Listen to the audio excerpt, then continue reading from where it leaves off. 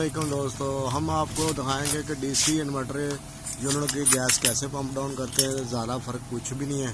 इसमें भी उसी तरह जो है ना, पहले जो आउट वाल को बंद कर लें, उसके थोड़ी देर बाद जो सक्शन वाल को बंद कर लें, तो इसमें ज़्यादा प्रॉब्लम नहीं। और गेज लगा के इसका प्रेशर चेक कर लेते हैं, उसके बाद थोड़ी देर बाद बंद कर देंगे हम।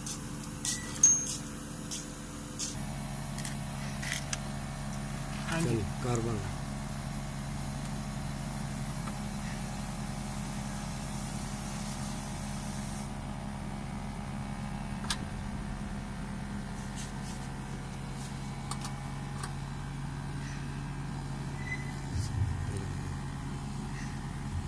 थले जाके स्विच बंद कर दे।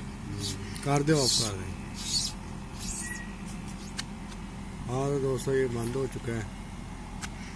अब हमने सक्शन नल की भी बंद कर दी है,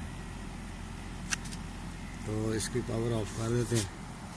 तो ठीक है दोस्तों, ये सिंपल तरीका सा है, आसान सा, बिल्कुल जैसे दूसरे एसी को करते हैं पंप डाउन करके गैस, तो इसको हम पंप डाउन करके उतारने लगे हैं। तो ठीक है, ये मुख्तसर सी वीडियो थी।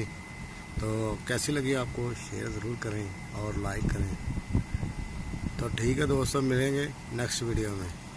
तब तक के लिए अल्लाह हाफिज़।